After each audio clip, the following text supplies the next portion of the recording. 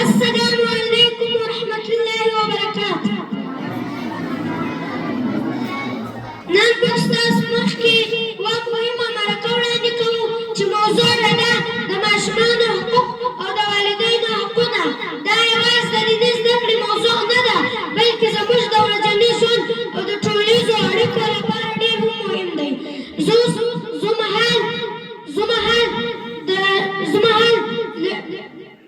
له یوه تن تکړه شاګرد څخه هیله کوم چې زما د یو څو پوښتنو ځوابونه راکړي. محمد یوسف وروره، لومړی حاضرینو ته ځان ومعرفي کړه. تاسو ټولو ته مننه چې ما ته مې وخت راکړو. زه محمد یوسف د قاري محمد عثمان زوی د ملزو د کلي اوسېدونکی یم. اوس مهال د جامعې دارالعلوم اسلامیه ملزې مدرسونو کې بوخت یم. محمد یوسف وروره، آیا په اسلام کې د ماشومانو څو حقوق شته؟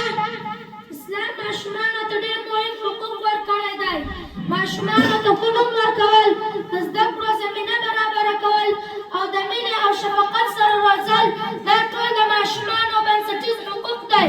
رسول الله صلی الله علیه وسلم فرمایلي دي ماشومانو سره مهرباني او نرمه چلند وکړو. که کله والدین پر ماشومانو باندې سخت چلند وکړي یا د هغوی احساساتو ته پام نه وکړي، نو آیا دا صحیح ده؟ اسلام والدینو ته حکم ورکوي چې ماشومانو سره په نرمۍ او مینې سره روزنه ورکړئ، نه په سختۍ سره او نه په ویرې سره.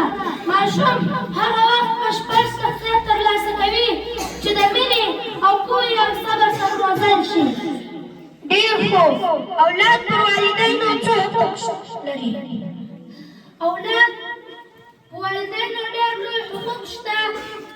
اولاد باید د والدینو ادب وکړي او د هغوی خبرې ومني او په زړه کې خدمت پیدا کړي.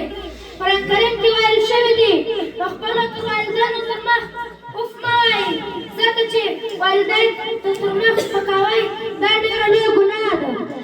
کله والدین ناراضه شي یا په غوسه کې سخت خبرې وکړي، نو موږ باید څه وکړو؟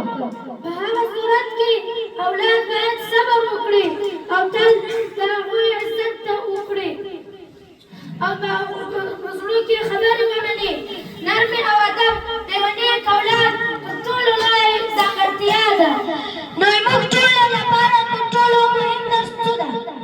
موږ نه یوازې د خپلو والدینو عزت وساتو او بلکې د ماشومانو حقوق هم رعایت کړو، ځکه چې نیک اولاد د اخلاقو والدین د خوشحال او پرامن ټولنې اساس جوړوي.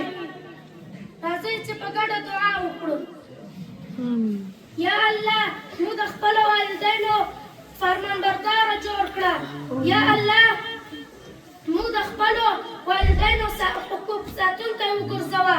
ای الله، یا رب، موږ ته ښه اخلاق او نیکي راکړه او موږ والدینو ته